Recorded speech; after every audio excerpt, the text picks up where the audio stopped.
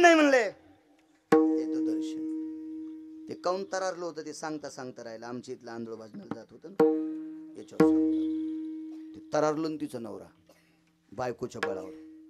आणि मग ते आमचे ते मुंबईला शिकायला होतं ते मला म्हणला हे 150 रुपये घे आणि तात्याला कंदील देऊन टाक. मी म्हणलं आंधळ्याला कोण दिल? ते म्हणलं तुला कळतच नाही बाळू काय? मी म्हणलं हो मला कळत नाही म्हणूनच महाराष्ट्र फिरायलो. आणि तुला कळत आहे म्हणूनच तू ते जरसा फुकट्या खोटा रिवाल्वर कमराला अडकिला आणि एका येडगळ्याच्या गाडीच्या दरवाजा उघडायला 72,000. खोटा त्याच्यात गोळ्या फोळ्या काय नसतात, फक्त दाखवायचं असतं ते. आणि हाणता येत असते तो गोळ्या PSIला हाणता येत नाहीत वरची परमिशन घेतल्याशिवाय. याला हाणता येत असते तो, याला कोणी हानी न दिला. विठाला विठाला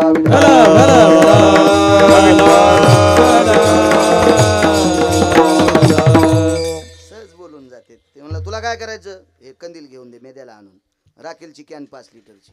म्हणलं ते मथारा आडमुठ होतं ते. ते म्हणलं असं बाळ्या मला आंधळ्याला कंदील काय करायचा? मी म्हणलो दादा मी नाही द्याला साहेब. हा मग त्यांचं डोकं भारीचे पाहते म्हातार. आणि तेव्हा मला 1418 अभंग पाठवते आणि मग डोकं गुंगलेलं. आणि ते भारी, त्याला माळ नाही फाळ नाही काय नाही. आणि ते भारी ते असतंच चमकलेले माणसाचं. जरसा खेळ वाढानं चलत असतं ते. म्हणत असतात माणसं कोणाला चांगलं. मग त्यानं समजून सांगितलं म्हातारं खुश झालं. मी म्हणलं दादा कसं काय? तुला माहीत नाही बाळू, अरे अंधारात असू की उजेडात असू मला जग दिसत नाही, पण अंधारात लोक माझ्या अंगावर येतात दिसत नसल्यामुळं. माझ्या हातात कंदील असल्या लोक अंगावर येणार नाहीत. मी म्हणलं हो दादा तेच खरं आहे. पण जोहरक म्हाताऱ्याला कंदील नव्हता तोहरक म्हातारं रोडच्या कडीनं चलत होतं. आणि ज्या दिवशी कंदील हातात आला त्या दिवसून मधातून चूल लागलं. आमच्या इथला एक खपक्या माणूस त्याच्या अंगावर आदळला आणि म्हातारं नालीत. आणि त्यानं सावरलं. ते खपक्या होतं 113 किलो वजनाचं. त्यानं आपलं सावरलं चेंडू आणि पळडं बिन उठून बसलं. म्हातारं लागलं त्याला शिवाय द्यायला. अक्कल नाही, डोळे आहेत असे डोळे आहेत तरी मला नालीत पाळलं. कंदील माझ्या हातात होता. मी लगेच म्हणलं दादा कंदील मंदिरातच इजलेला होता. मग इजलेला कंदील घेऊन जर म्हातारं इतकं तरारत आहे तर त्याच्या बायकोनं अमृताचा कलश आणला ते किती तरारत असेल याचा विचार करा ना तुम्ही. त्याच्या बळावर जगाच्या मालकासोबत कुस्ती खेळत होतं ती बडवं. त्याला श्लोकात 2 शिव्या दिल्यात इतक्या घाणेरड्या. त्या शिव्याचा एक अर्थ इतका घाणेरडा आहे कारण माझं वय कमी असल्यामुळे त्या श्लोकाच्या शिवेचा अर्थ यांच्या पुढे सांगू शकत नाही. मला फक्त वाचायचा नाद आहे. विठाला विठाला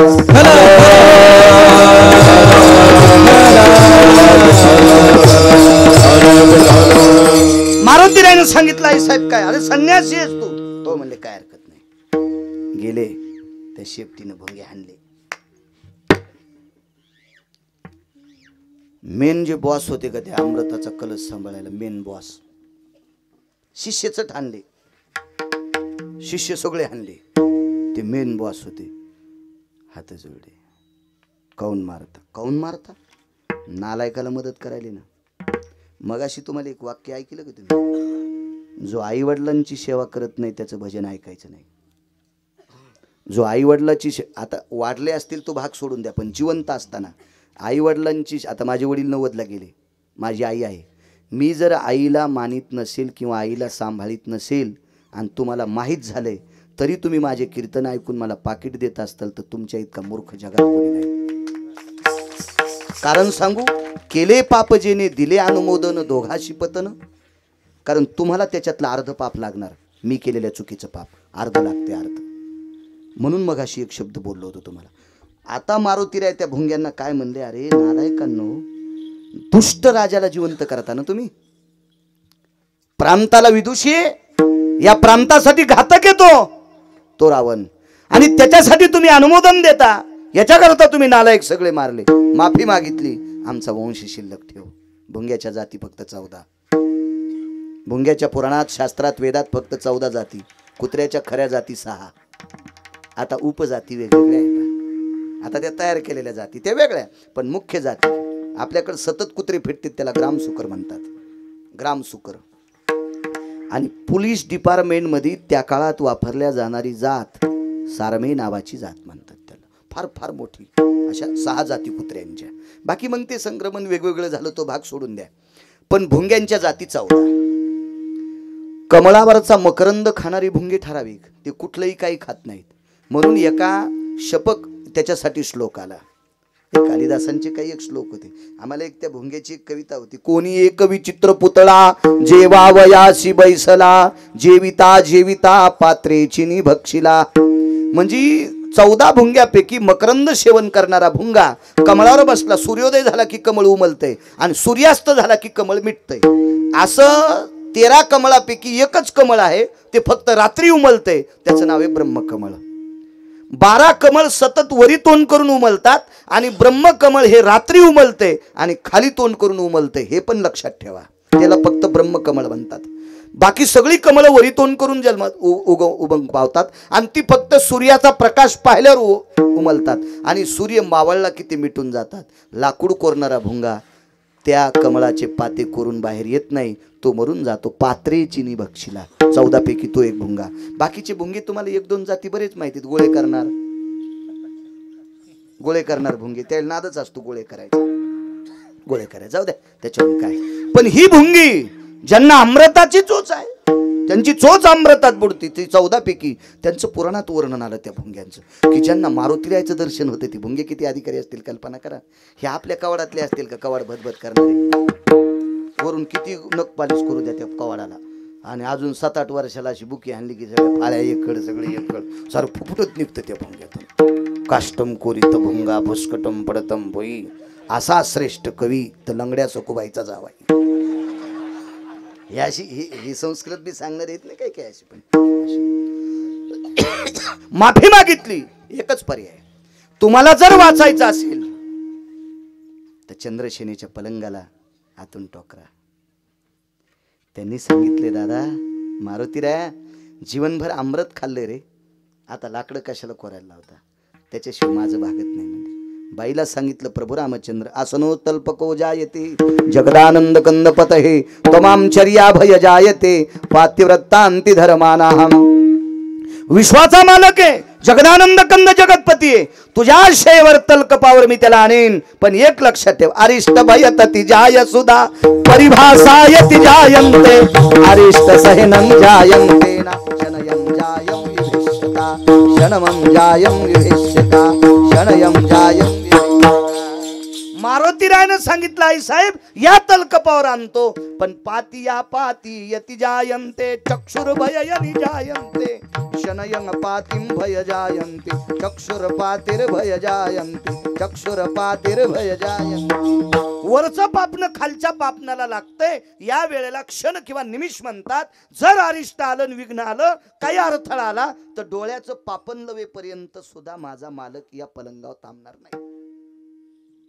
बाईनं सांगितलं, रे पतिव्रत आहे, अमृताचा कलश गरुडाला प्राप्त झाला नाही स्वीकारता आला, अमृताचा कलश बळीला प्राप्त झाला नाही स्वीकारता आला, अमृताचा कलश कदरूला प्राप्त झाला गरुडाकून नाही स्वीकारता आला.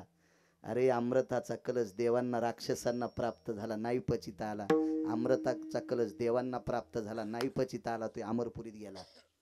पण अमृताचा कलश पृथ्वीवर जितके देश आहे त्या सर्व देशात एकच बाई स्वीकारू शकते, तिला चंद्रसेना म्हणतात आणि ती मी आहे. आणि काय ताकद आहे इथं हिगणे येण्याची. ठीक आहे म्हणला आई साहेब, ठीक आहे काय हरकत नाही. सांगितलं भुंग्याला, बदामाच्या डब्याचं ढक्कन उघडं ठेवा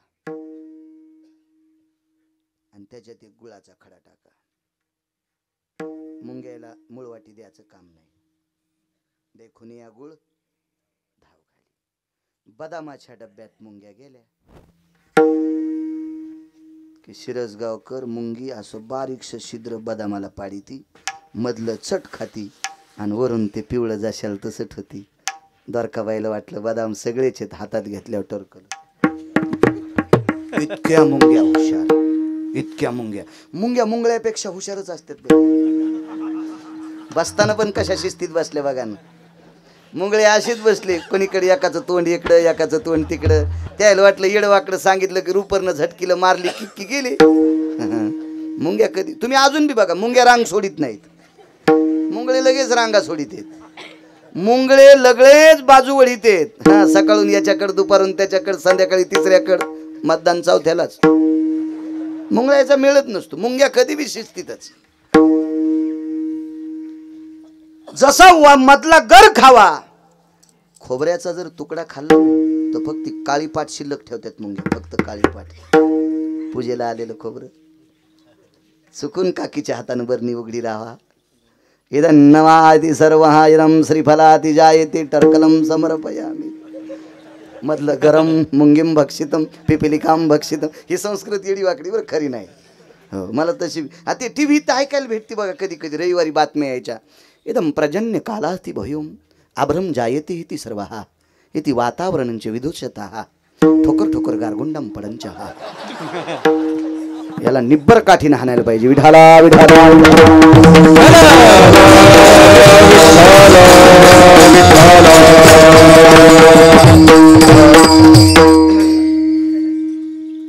बघा मुंगीची काय काय काय तिची ती खाण्याची पद्धत बघा.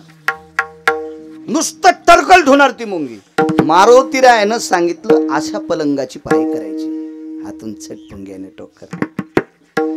आम्रत जाणं बंद झालं तो रावण मृत्यू पावला. रावण 4 होते, 10 तोंडाचा 1 आणि बाकीचे 3 रावण. बघा पुढं कधी तुम्ही पाहत जा, चांगले मोबाईल पाहत जा. आहेत भिताडासारखे मोबाईल बघा जा, इचकून त्याच्यातलं चांगलं बघत जा. देव आपलं चांगलं करील. ह्या बा वाचिणाऱ्या माणसाला देव वाचित असतो. चांगलं वाचिणाऱ्या माणसाला देव वाचित असतो. देव त्याचा तुझी चिंता त्याशी. पण आपण ते शास्त्र पुराण वेद, आपला संप्रदाय मुनिप्रणीत आहे, वेद प्रणीत आहे, ऋषी प्रणीत आहे, शास्त्र प्रणीत आहे, वेद प्रणीत आहे, पुराण प्रणीत आहे. आपण ह्या गोष्टी वाचायला पाहिजे. शास्त्र आहे त्याच्यासाठी. तुम्ही लक्षात घ्या, मुस्लिम समाजाचा माणूस सिमेंट काम करतो तरी शुक्रवारी नमाज पाळतोच. मुस्लिम समाजाचा माणूस भंगारचा धंदा करतो तरी नमाज पाळतोच. मुस्लिम समाजाचा सर्वोच्च श्रीमंत असला तरी नमाज पाळतो. त्यांच्या लग्नातली सुद्धा नियम मोडत नाही, त्यांच्या लग्नातले. म्हणून ती समाजाचं संघटन आणि निष्ठा आहे, त्यांच्याकडे निष्ठा आहे. मी त्यांची स्तुती करतोय असा विषय नाही, त्यांचा चांगुलपणा त्यांच्यात आहे. आपल्याकडे धर्माच्या सभा घेतल्या जातात, धर्मावर काहीच वागल्या जात नाही. धर्मासाठी माईकवर बोलल्या जाते, धर्माचं अनुकरण केलं जात नाही. धर्म उंच जाण्यासाठी धर्माला खाली आणण्याची कामं कोणती कोणती आहेत ते कामं बंद करणं, याचं नाव धर्म उंच नेणं. तुम्हाला एक सांगू का, महाराणा प्रतापाची जयंती करत असताना, माझे रयतेचे राजा छत्रपती शिवाजी महाराज यांची जयंती करत असताना त्याच मुलाला अधिकार आहे जो मायबापाच्या पाया पडतो. तो जो आई वडिलाच्या पाया कधीच पडत नाही, त्या भडव्याने छत्रपतींचा बिल्ला खिशाला लावणं माझ्या रयतेच्या राजाला आवडणार नाही. आवडणार नाही, त्यांना आवडणार नाही, आवडणार नाही, आवडणार नाही. जो आईला मानत नाही. अहो, मुसलमानाच्या बाईला छत्रपतीनं माय म्हणावं. अरे काळ्या रात्री चमकत होत जिच्या रूपाचं ऊन, अशी देखणी होती एका मुस्लिमाची सून. अरे तिला पाहुनी आई म्हणाला, अरे तिला पाहुनी आई म्हणाला, राजा तो सिलवान, आनंदाने नांदत होती हिंदू मुसलमान, आनंदाने नांदत होती हिंदू मुसलमान. तिला पाहुनी आई म्हणाला सामान्य व्याख्या आहे. काळ्या रात्री जिचा अंगाचा प्रकाश पडत होता, काळ्या रात्री चमकत होत जिच्या रूपाचं ऊन, अशी देखणी होती एका मुस्लिमाची सून. याच्यातला मतितार्थ पहा. तिला पाहुनी आई म्हणाला. अरे परस्त्रीला, विरोधकाच्या स्त्रीला आई म्हणण्याची भूमिका ज्याच्या अंतःकरणात आहे, त्याची जयंती करणाऱ्यांनी निदान 9 महिने पोटात जिनं सांभाळलंय, जिनं नाना प्रकारचा त्रास सहन करून याला जन्म दिलाय, त्याला तरी आई म्हणाव. नसता झेंडा घेऊन नाच तू, ते झेंडा उलटा करून याला हाणायला पाहिजे. विठाला विठाला धर्म उंच जाण्यासाठी धर्मातल्या त्रुटी करणे, पाखंड खंडन, हेची आम्हा करणे काम, बीज वाढवावे नाम. हे करावं लागेल ना आपल्याला, तर आपला धर्म. नुसत्या सभा घेतल्यानं आणि माईकवर बोंबलल्यानं धर्म उंच जात नाही, तर धर्मातल्या ज्या त्रुटी येतात ह्या त्रुटी दुरुस्त करणं अत्यंत गरजेचे. त्यानं धर्म उंच जात असतो. शास्त्रे एक लक्षात घेऊ का तुम्हाला, धर्माच्या गप्पा कोणी हाणायच्या? जो मायबापाची सेवा करतो. एक सिद्धांत जुन्या माणसाचा आहे, जो मायबापाचा होऊ शकत नाही तो जगात कोणाचाच होऊ शकत नाही. जो आई वडिलाचा होऊ शकत नाही तो जगात कोणाचाच होऊ शकत नाही. जो स्वतःच्या मायबापाला मानित नाही हरामखोर, तो धर्म काय पाळणार आहे नालायक. विठाला विठाला.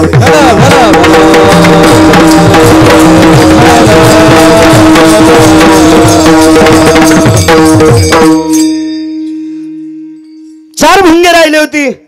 आमचा वंश शिल्लक ठेवा. याच्याकरता भुंगे शिल्लक ठेवले. आणि ते भुंगे इकडं लाकूड कोरायला आले. अमृतनेनं जोशी काका बंद झालं. रावण मृत्यू पावला. मारुतीराय जवळ गेले. प्रभूने आनंदाचा सुस्कार सोडला. वाचलो रे मारुती, वाचलो. चाल घरी आता स्नान करायचं. मारुतीरायने सांगितलं तुम्ही वाचले पण मला वाचवा. प्रारब्ध क्रियमान सांगायला प्रारब्ध मला वाचवा. प्रभू रामचंद्र म्हणले तू चिरंजीव, तुला कोण मारीन? काय कोणाची मायविली तुला मारायला? म्हणलं मारीत कोण नाही पण डाग लागन ना. आणि डाग कोणत्याच केमिकलनं धुतल्या जात नाही. तो डाग लागता कामा नाही. कसला डाग? अरे सर जिंकलो मी आता. मारुतीराय म्हणले तुम्ही जिंकले नाही, बाईनं तुम्हाला जिंकू दिले. कोण बाई? ज्याला मारलंय त्याची बायको. अरे दर्शन घेऊ तिचं. दर्शन घ्या, लोटांगण घाला, काय करायचं तर करा, पण तिच्या पलंगावर बसावं लागतं. अरे प्रापंचिक स्त्री, तिच्या पलंगावर मी बसायचं? मी मर्यादा पुरुषोत्तम आहे. मी सूर्यवंशातला राजा आहे. सर्व बुजुर्ग अंगावर थुंकतील माझ्या. पूर्वज नरकाला जातील. आहा कटा त्याचे करीती पितर, वंशी दुराचारी पुत्र झाला. अरे माझे पितर मला शाप देतील. मारुतीरायने सांगितलं रामचंद्र भगवान गुरुवर्य प्राणनाथा एक विनंती करा. मी तुमच्यावरती वेळ येऊ देणार नाही, पण तुम्ही त्या पलंगावर. हनुमंता अरे पतिव्रतेच्या पलंगावर मला जाण्यासाठी सांगतो, त्याच्यापेक्षा तिच्या नवऱ्याच्या हातानं मला मरण आलेलं परवड होतं. तिच्या नवऱ्याच्या हातानं मला मरण आलेलं परवड होतं. हे रामायणातून घ्यायचंय. हा आदर्श रामायणातून घ्यायचा आहे. हा आदर्श रामायणातून घ्यायचा आहे. मेलो तरी हरकत नाही, पण एका पवित्र स्त्रीच्या पलंगावर मला धाडतोस. आणि हनुमंता तुला तरी ही बुद्धी कशाला सुचली? तू तर संन्यासी आहे ना. मागणं पुढं फुफुट आवड. तुला काय करायचं होतं? कुठं नेऊ? तुला काय कर, मी मरू दे, काय हरकत नाही. पण तू हे अंगावर कशाला घेतलं? ऐकन मालक, माझ्या डोळ्याच्या देखता एका नालायकाच्या हाताने तुम्हाला मृत्यू यावा. चंद्र सूर्य तोपर्यंत मला बुद्धीची देवता, बलाची देवता, वरिष्ठ सगळ्या लोकांनी मला मान्यता दिली. ह्या पदव्या माझ्या सगळ्या नदीत जाते.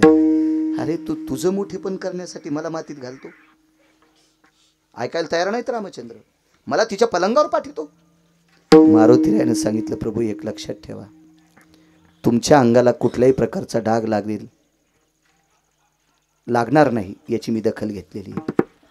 पण एकच काम करा, मी त्या माऊलीला सांगितलेले माझे मालक तुझ्या पलंगावर येतील, विराम होतील, विश्रांती घेतील. तू त्यांचा आक्षेपण काढ, तुला काय बोलायचं असेल ते बोल. पण माझ्या मालकाला इथे चक्षुया पातील वे भासाम तताम जायते अनिष्टा यत कारोते अनिष्टा ती तत्राती जायते भंगा. फार मोठ्या माणसाचं वाक्य, जाबालींचं वाक्य. जोशी काका जाबाली म्हणतात, लोमस त्याच्या पलीकडचं म्हणतात. प्रातार भय जायते ती क्रिया, भास्करो तेजो भय कांती यत किरणो सर्गोती जायते यस सर्गो नैवत्याधिष्ठितः. सूर्याच्या किरणाला खालीवरी व्हायला एक विलंब थोडा सुद्धा लागत नाही. एखाद्या वेळेस तो टळल, पण तिथं जर विलंब आला, तिथं जर संकट आलं तर भगवान थांबणार नाहीत. हा जाबालीचा, लोमशांचा पुरावा. त्याच्या पलीकडचा बकदालभ्याचा फार याच्याही पलीकडचा पुरावा आहे. इथे रोमांतंतु ज्या येते चतुर्दश गुणत्र ह्या केसाचे उभ्या 14 भाग करायचे. केसाचे उभे 14 भाग करायचे. आडवे किती करता येतील, पण उभे 14 करायचे. केस किती बारीकसा असतो डोक्याचा, केसाचे उभे 14 भाग करा. रोमाम चतुर्दश जायते एकम भागा येते जायते अनिष्टा तत्राम नैवम तलोकपागा. बकदालभ्यांचा पुरावा. आता त्याच्या पुढचा सांगू काय? बस झाले नि एवढे 3. हे ध्यानात ठेवा. विठाला विठाला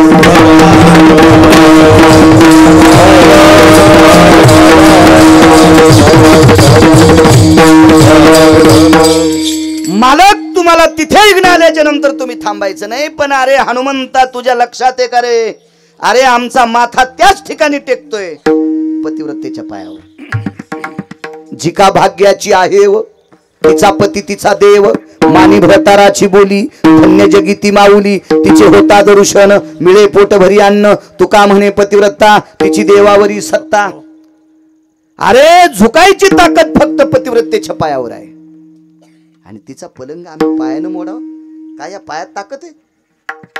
मारुतीरायाने सांगितलं प्रभू एक काम करा, माझ्या शब्दावर विश्वास ठेवा. मी निष्ठावंत संन्यासी आहे. आणि निष्ठावंत तुमचा भक्त आहे, माझ्यावर एवढी कृपा करा आणि मारा पलंगाला पाय. प्रभू रामचंद्र दारात आल्याबरोबर काय त्या बाईला आनंद. कर्म सांगायला पैठणमधल्या मालकांचा पुरावा पहिल्या कडव्यातला डबल सांगतोय. मालकाला पाहिल्याबरोबर काय बाईला आनंद वाटला. तलकप सजवलेला होता आणि भगवान प्रभू रामचंद्राने पायाचा अंगठा पलंगाला लावणे आणि पलंग कड कड कड कड कड कड कड कड पोटणे. सव्याग्र अपसव्याति भागाम दिशान त्यागे शिवयवा. पलंगाकडचं तोंड त्यागलं आणि विरुद्ध दिशेला तोंड केलं जोशी काका महाराज आणि जगाचा मालक निघून गेला. मारुतीरायनं बाईच्या दारात लोटांगण घातलं. आणि मारुतीरायनं लोटांगण घातल्याच्या नंतर मारुतीरायच्या अंगाला चिटकलेली तिच्या दारातली माती प्रभू रामचंद्र कपाळाला लावतात. माझ्या माईनो, तुम्हाला एक दोन शब्द मी थोडेसे कडक बोललो, त्याचा राग मानू नका. याचं कारण सांगतोय. रावण किती नालायक होता. 14 गोष्टीनं, 28 गोष्टीनं आणि 32 गोष्टीनं. रावणाचा नालायकपणा माझा इथपर्यंत माहीत आहे. पण रावणाची पत्नी इतकी अधिकारी होती. रावण मारल्याच्या नंतर कामग नावाच्या विमानातून प्रभू रामचंद्र खाली उतरले आणि खाली उतरल्याच्या नंतर त्या ठिकाणची माती 3दा कपाळाला लावली आणि लंकेकडे तोंड करून 3दा नमस्कार केला. तर वरी बसलेल्या 6 लोकांनी प्रश्न केला. त्याच्यातली एक सीता होती. सीतेनं प्रश्न केला, ज्या जाग्यावर 6 महिने 26 दिवस मला त्रास झाला त्या ठिकाणची अपवित्र माती तुम्ही कपाळाला का लावली. एक. दुसरा मुद्दा, लंकेकडे तोंड करून नमस्कार का केला. तर विटेवरच्या मालकाने सीतेला सांगितलं, सीते, नवरा मृत्यू पावल्याच्या नंतर आपल्या अगोदर नवऱ्याचं शरीर जळू नये अशी दखल घेणारी फक्त मंदोदरी होती. 22 वर्ष काही महिन्याच्या नंतर 22 वर्ष काही महिन्याचा मुलगा झाल्यावर त्या मुलाच्या वाचवण्याचं पत्र विटेवरच्या मालकाला लिहावं म्हणून डाव्या वक्षस्थळातून दूध आलं. तिला सुभद्रा म्हणतात. अभिमन्यूचं पत्र लिहायचं होतं त्याला वाचवा म्हणून. पण आयुष्यभर ज्याच्या खांद्याला खांदा लावून संसार केला, अग्नीची प्रार्थना केली, मला अगोदर जाळ माझ्या मालकाला नंतर जाळ. अग्नीनं सांगितलं, मेलेल्या माणसाच्या कपड्याला विस्तू लागला की शरीर जळत असते आणि पतिव्रतेचं शरीर जळतंय, कपडे जळत नाही. सतीनं देखील आग्न, हा नियम आहे शास्त्राचा. मी तुझ्या मालकाला अगोदर जाळीन. तर मंदोदरीनं सांगितलं, अग्निराजा तू तुझ्या सत्तेवर आरूढ राह, मी माझ्या सत्तेवर आरूढ राहते. जोशी काका रावणाच्या अंगाला लागलेला अग्नी, भराग्नी नावाचा अग्नी, मंदोदरीनं वक्षस्थळातल्या दुधाच्या धाराने विजिला. जगात 1 नंबरची बाई.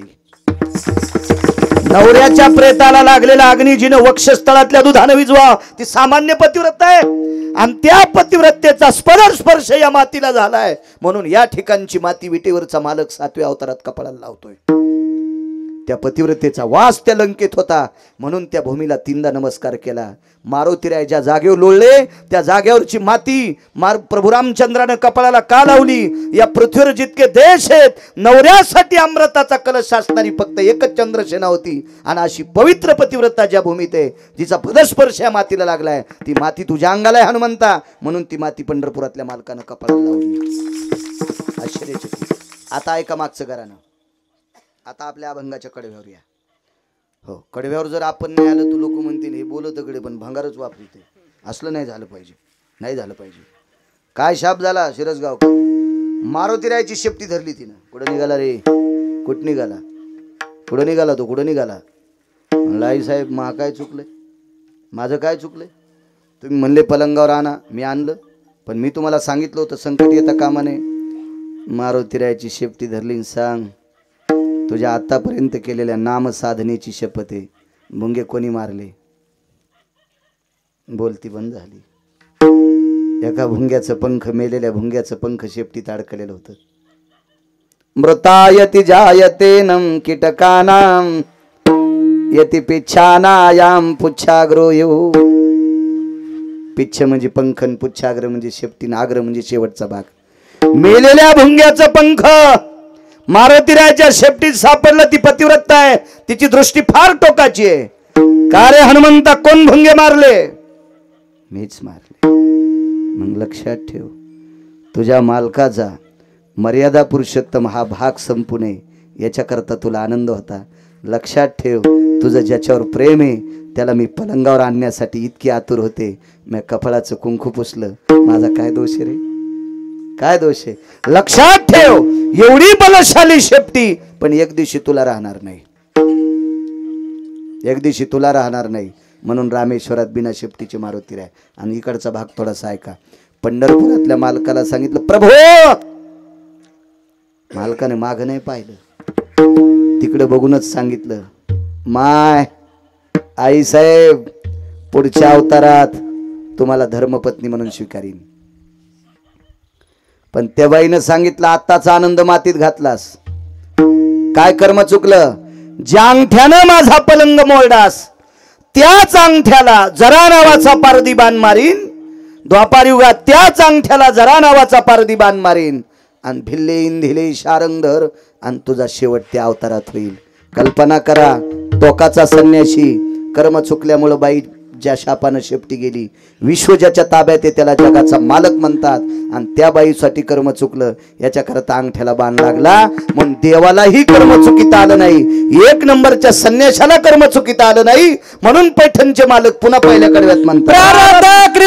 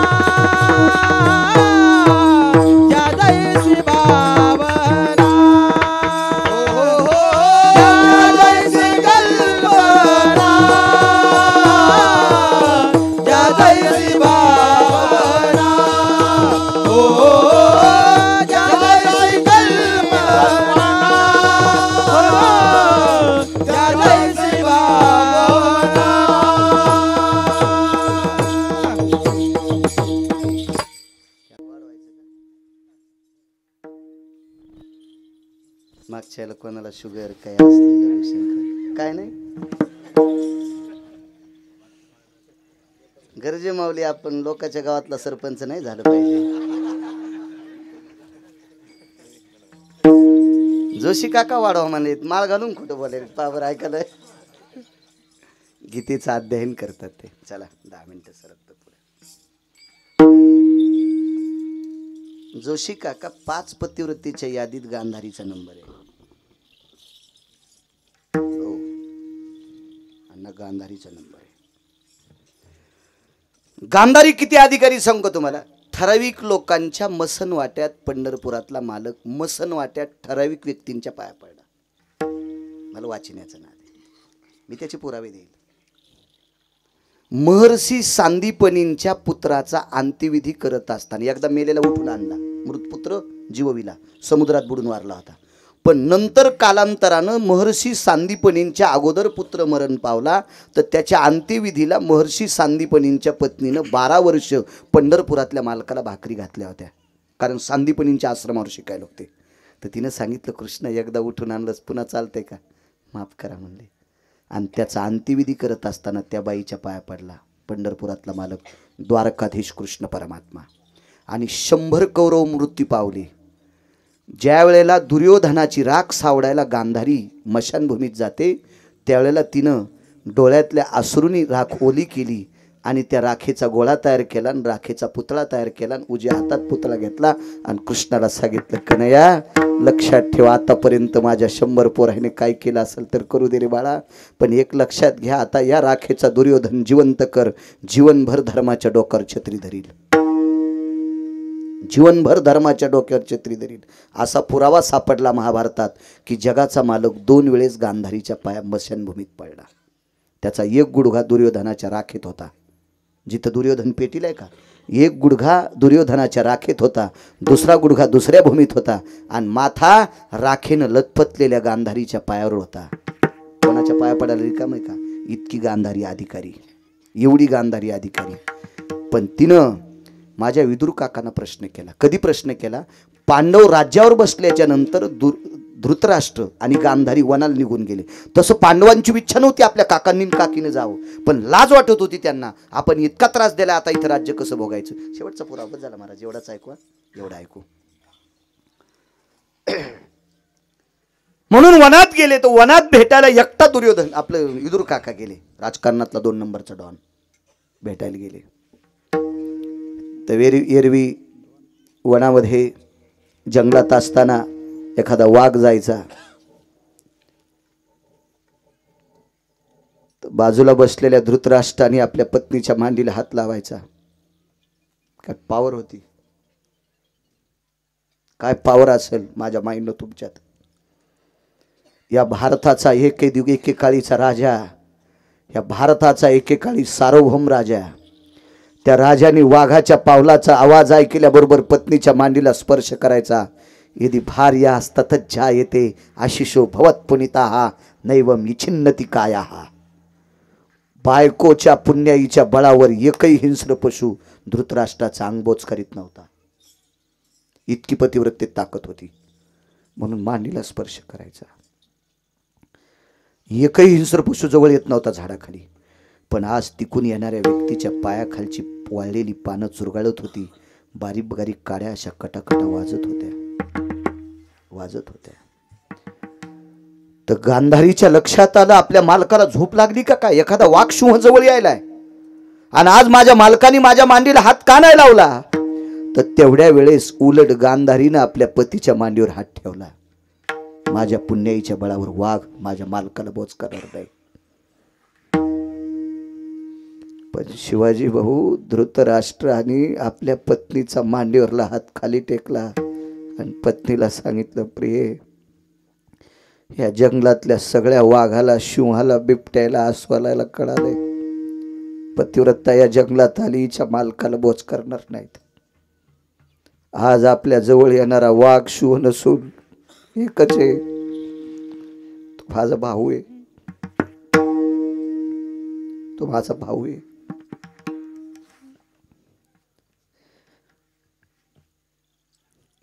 धृतराष्ट्राने फुटक्या डोळ्याने हात पुढे केलेला आवाज दिला, इदुरा आलास? ये रे राजा, ये इदुरा ये.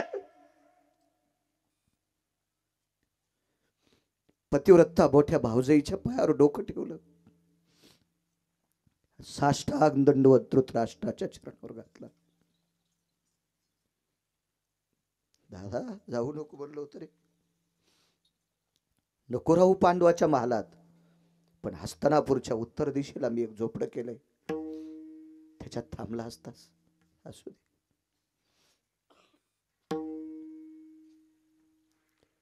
गांधारीने एके दिवशी धृतराष्ट्राला विचारलं होतं, पती परमेश्वरा, तुम्हाला दिसत नाही याच्याकरता जग पाहू नये म्हणून डोळ्याला पट्टी बांधली, तरी 100 का मरावे, तरी 100 का मरावे पुत्र, एखादा तरी का जिवंत राहू नये.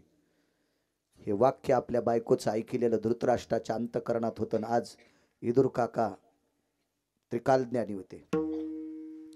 ज्योतिष्य शास्त्राचा, कालाचा, करण, बव, पळ, निमिष, पंचांगाची भाषा आहे. करणो भवक पळा जायते, निमिषा लाघवी सघस्विता, यत पूर्ण मिथ्याति जायते, पूर्ण सहिष्णुती जायते. ही पंचांगाची परिभाषा विदुर काकाला अवगत होती, ज्याला आपण ज्योतिष्य शास्त्र म्हणतो. विचारलं, हे काका जी, अरे तुझ्या वहिनी साहेबांची इच्छा आहे, की मला 100 पुत्र असताना एक सुद्धा खांदा देण्यासाठी का नसावा.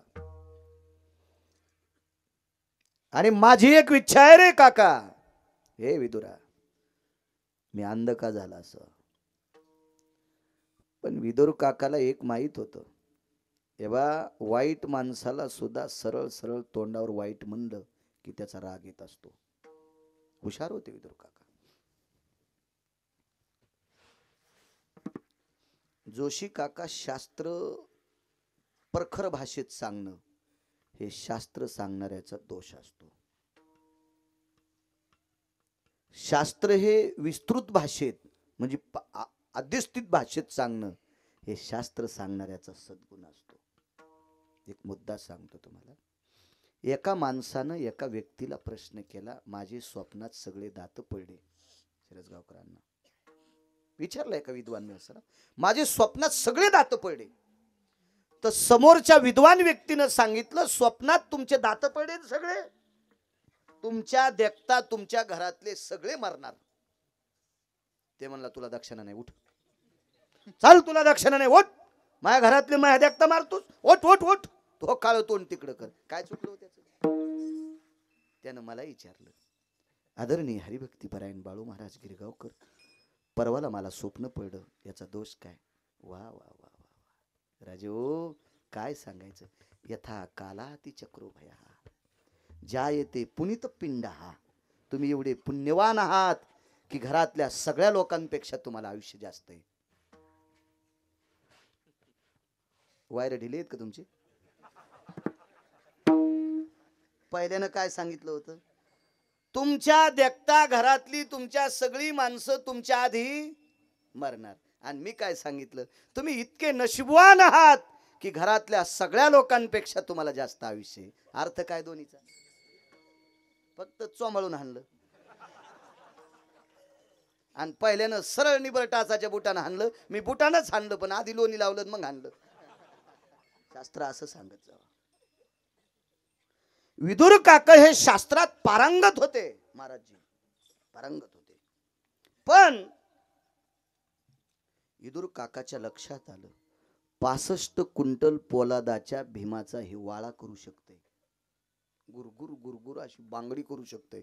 मी जर याला सरळ सरळ म्हणलं तू या 14व्या जन्मातलं पाप आहे, तर मला दाबून जाग्यावर मारीन.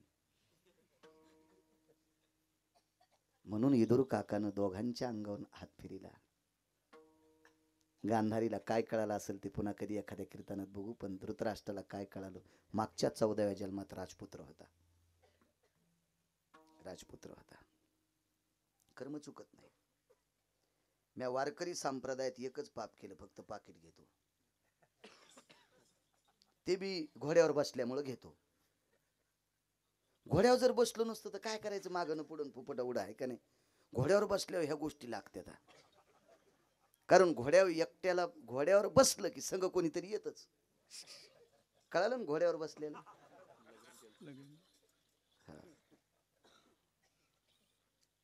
तरी पण एखाद्या जन्मातलं पाप असेल, 41 वर्षाच्या काळात बसून कीर्तन करावं लागतंय, हे निश्चित पाप असं हे मान्य करावं लागेल. 4 फेब्रुवारी 2019 ला गाडी आदळली, मनक्याला मार लागला. चालतो मी, सोहळ्यात चालतो, भाऊंना विचारा, वारी नाही सोडित मी. मी पत्रिका बघितल्याबरोबर आमच्या हरिभक्तीपरायण काय नाव लक्षात येईल? कैलास महाराज पंडित. मला पत्रिकेवर अशी दमदार कीर्तन दिसली. तुम्हाला म्हणलं ते सरपंच होते की त्यांना सुद्धा म्हणलं अशी दमदार कीर्तन पाहिजे, जे वाऱ्या करतेत, जे ज्ञानोबाराय तुकोबारायच्या माझ्या नाथबाबांच्या वाऱ्या करतेत, अशा लोकांची कीर्तन ऐक जा. तुम्हाला पुण्य लागेल, देव तुमचं भलं करेल. काय करता? एक जण म्हणला, महाराज असं कीर्तन झकास करा. म्हणलं तुझ्या बायकोची साडी नेसून नाचतो. कसं कीर्तन झकास असते का? अरे कीर्तन सांग, कीर्तन सांग. जिथं ज्ञानोबाराय तुकोबारायचे दिला असे सांगितल्या जातात त्याला कीर्तन म्हणतात. आणि तुला बाकीचं ऐकायला लिमिटेड स्टेज येत ना, ऐक ना, तिकडे जाय ना, घे ना फाशी, पाय ना ते 400 एकर फुकल्या काय काय ना काय काय स्टेज पाहिल्या. खसखशीच्या पोत्याला एक छिद्र पाडा, खसखशीचं पोत गाडी बाईला टाका, आणि आंबडावणी तू आंबडत म्हणतो पहिले आंबड असं नाव, पण पहिले म्हणे कुठे गेला? आंबडाला गेला. हा मांडवा ना या मांड्याला गेला. अशा जुन्या भाषा होत्या पहिल्या. 20 किलोची खसखस घेतली आमची इथे एक जणानं, गाडीत पोतं टाकलं, हमालाला 4 आणि ती हमाली दिली नाही, त्यानं दाबण टोचलं. गिरगावला बैलगाडी आली तर घरी आल्यावर पोतळ रिकामच. तर गिरगाव पासून शिरू लोक बॅटऱ्या लावल्या, रस्त्यानं खसखस दिसत नाही आणि पोत्यात थांबली नाही. हिचंच तर नाव लक्ष्मी आहे. मग काही काही स्टेज पाहिल्यावर अशी लक्ष्मी खसखशी सारखीच जाती. ह्या स्टेज कडे चांगलं बघत जा, लक्ष्मी स्थिर राहत्या. कशाला बाकीचे स्टेज बघता. इथं अपेक्षा चांगला ऐकायची करा. ज्यांनी अविरत परमार्थाची सेवा केली, संप्रदायाची सेवा केली, अशा लोकांची कीर्तन ऐका. तात्यांसोबत चाललो होतो एके दिवशी मी, 1.5 तास पुढे आलो दिंडीत. धाप लागत होती हो त्या महात्म्याला, दम लागत होता. बोखारे बुवा सोबत होते, शिवाजीबा बोखारे. तरी सकाळचा काकडा 3 वळी तात्या म्हणतच होते. 3 वळी ऐकूच तर होतो. विचार केला, बाळ्या अरे तू काय 41 वय, तुझं फक्त एक हाडदरस बारीकस बाजूला गेले, काय होते चाललं असतं तू. 75 वालांनी बोले बाबांनी. तिथून आल्यावर त्यांना निमोनिया झालता. तरी पण ही लोक वारीत. ज्ञानोबरायच्या पादुका पालखीत टाकले की माणसं उभी राहतात. तुकोबरायच्या पादुका पालखीत टाकले की माणसं उभी राहतात. सकाळच्या दमाला निहरीला टेकल्या की माणसं खाली बसतात. तोपर्यंत रस्त्यानं खाली सुद्धा बसत नाहीत. अशी निष्ठावंत माणसं आहेत. अशा लोकांची कीर्तन ऐका. आनंद वाटला पत्रिका पाहिल्याच्या नंतर, गोड वाटला ऐकत जा. अशी कधी कधी आमच्यासारख्याची टाळा. कारण मी जरी नियम सांभाळीत असेल पण माझं वय कमी, अजून वय कमी. वारी नाही सोडत कुठलीच, आणि सोडणार नाही. वारी आपली नाही, वारी मालकाची. देहूतल्या मालकाची वारी आहे, पैठणच्या मालकांची वारी आहे, आळंदीतल्या मालकांची वारी आहे, पंढरपुरातल्या मालकांची वारी आहे. आपल्याला ती वाऱ्या करता पाठीले. कल्पना करा, बाळ्या वारी करतो याचं भुसकट सांगू तू. बाळ्या जर तुला कोंबडं केलं तर 17 भाईने एकादशीच्या दिवशी कापलं असतं. हो, रफिक भाई म्हणला नसता हे बाळू महाराजाचा आत्मा आहे, आपण द्वादशीला कापू, असं नसतं म्हणला असता. एकादशीला कापला असता. बाळ्या तुला माणूस केलं ना, तू वारी करत आहे, तुला वारकरी केले. वाह, छान. काय सांगत होतो. मागच्या 14व्या जन्मामध्ये धृतराष्ट्र राजपुत्र आहे आणि सत्ता संपत्ती तारुण्य 3 गोष्टी एकत्रित आल्या की माणूस पाप करते. 3 गोष्टी एकत्रित आल्या की माणूस पाप करते. 22 वर्षाचं तारुण्य घोड्यावर बसला, भातोडा अडकलेलं आहे, कमान अडकलेली आहे, भातोडे तिरानं भरलेलं आहे आणि शिकारी करता गेला. संदेशी बाण सोडित होता. बाण संपली, शिकार सापडी नाही. राग आला, खाली उतरला. डोंगर, उन्हाळ्याचा दिवस होता. डोंगर पूर्ण गवतानी आच्छादून गेलेला होता. उंच गगनचुंबीत झाडं होती, वाळलेलं गवत होतं. खाली उतरला, गारगुंड घेतली, गारगुंडीवर गार मारली, गाडीचे तुकडे केले. घोड्याला जी रिकीब होती ती लोखंडाची होती. गारगुंड आणि रिकीब असं घर्षण केल्याबरोबर इस्तू झरडा, पर्वत पेटला. राजा निघून आला. ठण ठण ठण ठण ठण ठण पर्वत पेटला. तो पर्वत पेटला. याच्यातून एक आदर्श घ्या. बरेच शेतकरी बांध पेटीत असताना पुढच्याचा विचार करीत नाहीत. मागच्या वर्षी 3 शेतकऱ्यावर केस टाकण्यात आल्या. 7,000 कडब्याची एक वळही आणि 9,000 कडब्याची वळही बांधावर होती. यानं बांध पेटिल्यामुळे तितका कडबा जळाला. पाप कोणाला? आपल्या शेतातला बांध जरी आपल्या मालकीचा असेल, पण आपल्या शेतातला बांध पुढच्याच्या शेताच्या बांधाला चिटकलेला आहे, याचं भान ठेवलं पाहिजे. कुठेही काड्या टाकायच्या नाही. काड्या टाकणं लई सोपं, पण त्याचे परिणाम लई भोगावं लागत असतात. मला सांगा, पुढच्याचं पैशाचं नुकसान झालं असेल ते सोडून द्या, पण 7,000 अधिक 9,000 कडब्यावर किती गाई किती बैल जगले असते. कल्पना करा, हे किती शाप लागते. अहो, कोणाची वायरं जळतेत, कोणाची पाईप जळतेत, टाकलेलं असते बांधावर. कोणाच्या अवजारं टाकलेले असतात, आऊत खोडं टाकलेले असतात. आता लोखंडी द्या सोडून, पण पहिले लाकडाच्या दांड्या वगैरे असतात, हे जोडून जाते. म्हणून आपलं शेत पेटवीत असताना, आपला बांध पेटीत असताना आपला बांध खंडित करायचा, तिथं काळी माती टाकायची आणि मग म्हणजे ह्या अग्नीहून, याच्यावरून लक्षात घ्या. अग्नी पेटल्याच्या नंतर नाना प्रकारच्या जीवाची हत्या झाली. ती आग पेटत पेटत एका दरीपर्यंत आली. त्या दरीमध्ये सर्पिन जणलेली होती. त्यावेळेस पासून कुठलीही सर्पिन अंड्याचा संग्रह करत नाही. ते अंडे सोडत जाते, एका जागेवर नाही, अंडे सोडत जाते. शास्त्र आहे त्याच्यासाठी. ती सर्पिणीने तो अग्नी पाहिल्याच्या नंतर ती फुतकाऱ्याने विझवण्याचा प्रयत्न करत होती, पण आग काही थांबत नव्हती. शेवटी त्या सर्पिणीचे डोळे अंध झाले. ती नाईलाजानं सरपडत सरपडत एका बिळात गेली. तिने तिचा जीव वाचवला, पण तिची 100ला 100 पिलं मृत्यू पावले. कालांतरानं आग शांत झाली. सर्पिण बाहेर आली. सरपटून पाहिलं तर पिल्यांची मणी झालेली होते. आकाशाकडे मुद्रा केली आणि जगाच्या मालकाला एक विनंती केली, हे ब्रह्मांड नायका, आम्हाला सर्पाच्या योनीत जन्माला घातलंस, ते आमचं काही पाप असेल, पण आम्ही सुद्धा तुझीच लेकरं आहेत. या सृष्टीची लेकरे सारी, या विश्वातला प्रत्येक जीव तुझी लेकरं आहेत. आमचं काही चुकलं असेल याच्याकरता आम्हाला सर्पाच्या योनीत घातलंस. अरे ज्या 22 वर्षाच्या तारुण्य संपन्न राजानं या पर्वताला आग लावावी, नाना प्रकारच्या जीवाचं खाद्य संपलंय, कीटकांचा शेवट केलाय, वन्य प्राण्यांचा शेवट केलाय. अरे एवढी माझी पिलं मारली, माझी डोळी आंधळी झाली. एक लक्षात ठेवा देवा, मी आतापर्यंतच्या मागच्या कर्तव्याच्या, आता काय पाप असेल त्या सोडून, मागच्या जन्मातल्या पुण्याच्या साठ्याचा संकल्प सोडते. ज्यानं या पर्वताला आग लावल्यामुळे माझे डोळे अंध झाले, त्याला एक अंधाचा जन्म भेटो आणि माझे 100 पुत्र जसे माझे जळून गेले तसे देखता त्याच्या 100 जळो. 14व्या जन्मातलं शापाचं कर्माचं गठुडं धृतराष्ट्राने अंगावर घेतलं आणि द्वापारयुगात ते कर्म फेडलं. म्हणून माझे पैठणमधले मालक म्हणतात, प्रारब्ध क्रियमान संचिताचा भोग, भोगिल्याची भोग तो न सुटे. भोग सुटत नाही जोशी काका. आता 5 मिनिटं घेतो. घेऊ का? नाही म्हणणारच नाहीत तुम्ही. लाकडं आहेत का वाळलेले? जाताना बाळ्या फुकावा.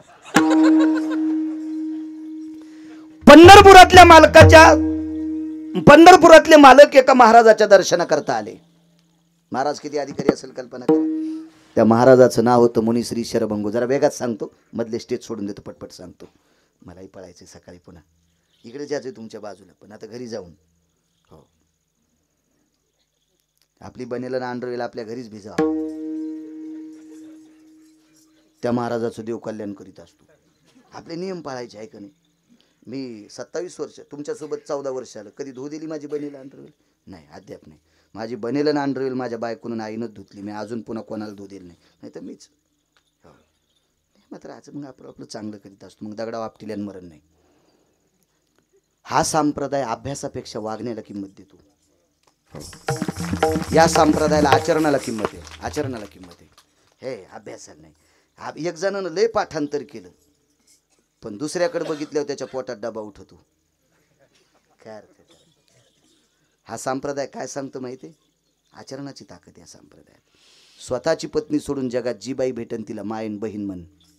त्याच्यासारखा महाराज भारतात नाही. परावी नारी रखुमाई समान मानिलिया धन काय वेचे. परस्त्रीला जर विटेवरची मालकीन समजिलं तर आपल्या बँकेतलं खातं जळतं का? आपला ऊस उरफाळतो का? आपलं घर जळतं का? नाही, नियम सांभाळायचे. चला घेतो 5 मिनिटं. मोठी परंपरा आहे. या परंपरेला नामनिष्ठ मुक्त कैवल्य आदरणीय साहेबरावजी महाराज कोठाळकर म्हणायचे, भीमसिंग बाबा म्हणजे प्रत्यक्ष पांडुरंग. हो, कारण भीमसिंग बाबाचं गायन ऐकल्याच्या नंतर लताबाईनं मान वाकिल ती भारतरत्न लताबाई. अभंग गायला होता भीमसिंग बाबानं. तुळशीच्या वनी जनी उकलती वेणी 13 रागात अभंग गायला होता. लताबाईंनी सांगितलं याच्यातले 3 राग आम्हाला येत नाहीत. काय वाणी असेल होती. आणि त्या महान योगी राजाच्या पदस्पर्शाने, सद्गुरु महंत भीमसिंग बाबाच्या पदस्पर्शाने पुनीत असलेली भूमी. इथं बाळ्यानं 10-5 मिनिटं दिले तर काय याचं मीटर जळतं का बाळ्याचं? बोला ना, बोला ना, बोला. येरी तर गाडीत बोंबलत जाणारच घरा पोचतो का पाणीत. त्याच्यापेक्षा इथं बोलणं. घेतोय 5 मिनिटं. चला. मला कधी कधी या वयस्कर माणसाचं वाटतं, कोणाला लघवी असती, शुगर असती, तेही बघावं लागतं ना. काय गोष्टी समय जाणं नियम आहे त्याला. या बाई एका बाईची इथं 9 क्विंटल सोनं होतं. मंगळसूत्र किती वजनाचं घालावं? 2 छटाकाचं. भोगीच्या दिवशी तिनं 9 किलोचं मंगळसूत्र घातलं. सक्रातीच्या दिवशी पहाटच मेली. वजनच मेली ना ती. वजन आता 8.5 ते 10.5 आहे ना माझे भाऊ. आमच्या आधी हे उभे राहिलेले असतात ना. हो, पण मग बी दुखत. मी घाले नाही का. प्रभू रामचंद्राने दर्शन घेतलं लोटांगण. लक्ष्मणजीनं दर्शन घेतलं. लक्ष्मण फिरत राहिले.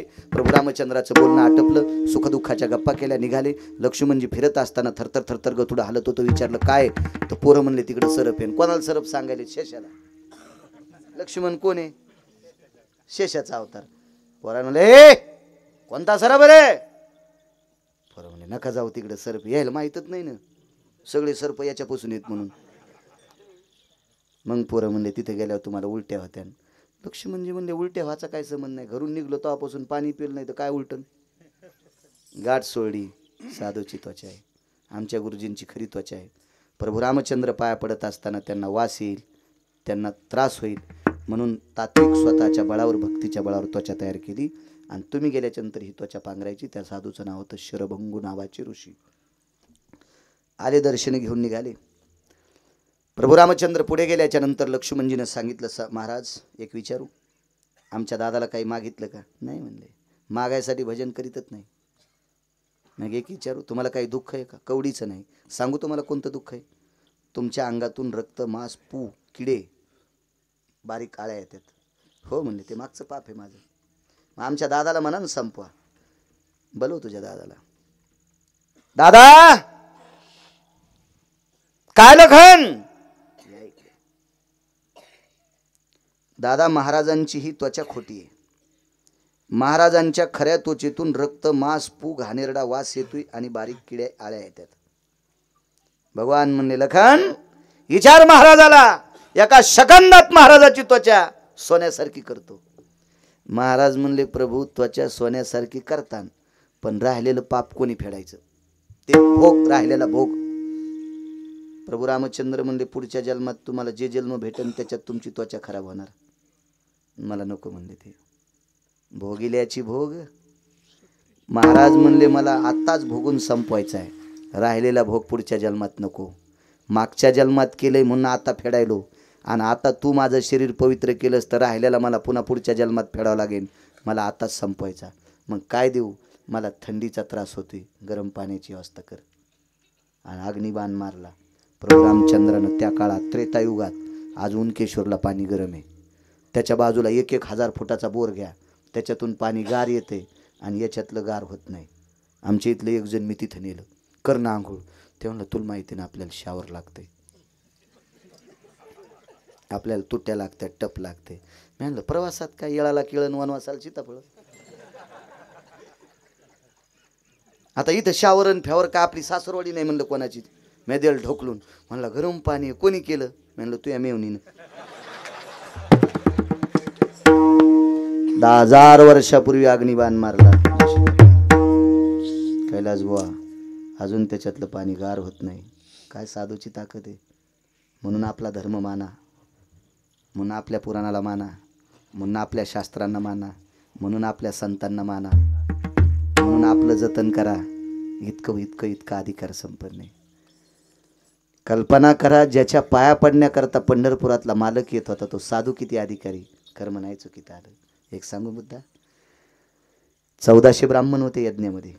43,832 लोक एका पंक्तीला जेवत होते. 43,832 गुणिले 14, रोजचे माणसं इतके. 43,832 लोक एका पंक्तीला, गुणिले 14 एका दिवसाची माणसं, गुणिले 1 वर्ष 53 दिवस. 1 वर्ष, एका वर्षाचे 365 अधिक 53 इतक्या दिवस यज्ञ चालला.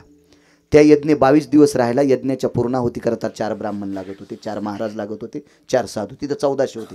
1400 लोकायला 2.5 किलोचं ताट सोन्याचं जेवायला होतं. एका ब्राह्मणाला 2.5 किलो सोन्याचं ताट होतं जेवायला.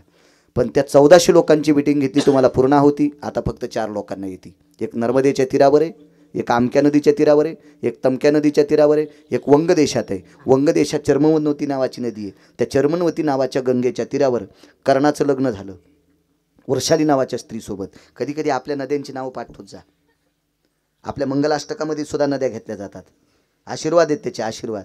पण हल्ली हे मंगलाष्टक म्हणत ना कोणी, म्हणीच ना कोणी. मंगलाष्टक तरी सात्विक म्हणे जा, ज्याची लग्न राहिले त्याला. काही एक जण मंगलाष्टक असं म्हणलं, इतकं रडलं. मी म्हणलं, काऊन चांडाळा नुकती खाऊ दे ना आम्हाला.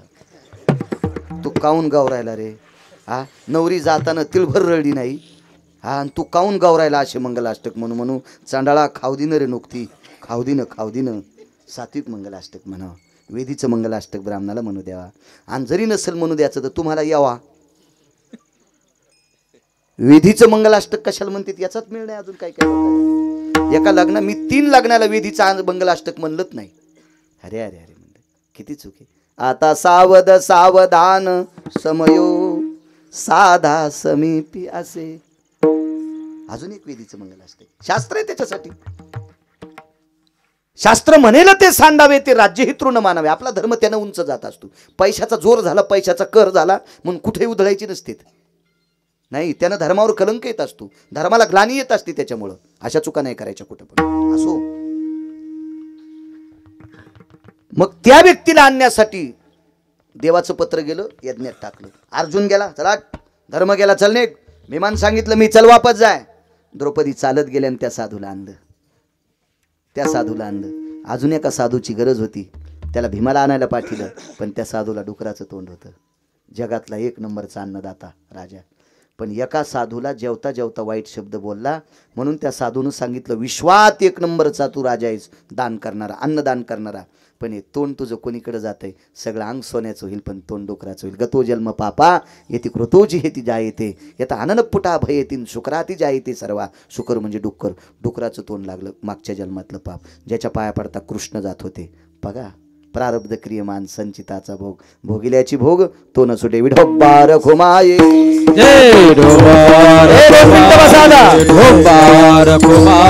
ज्ञानेश्वर माऊली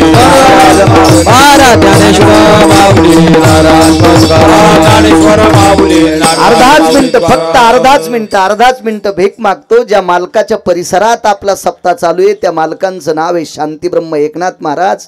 फक्त अर्धाच मिनिट जप करा.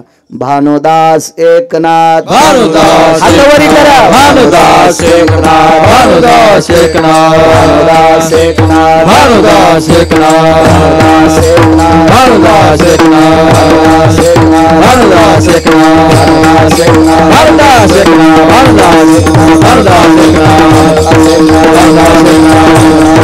भानुदास एकनाथ, भानुदास एकनाथ, भानुदास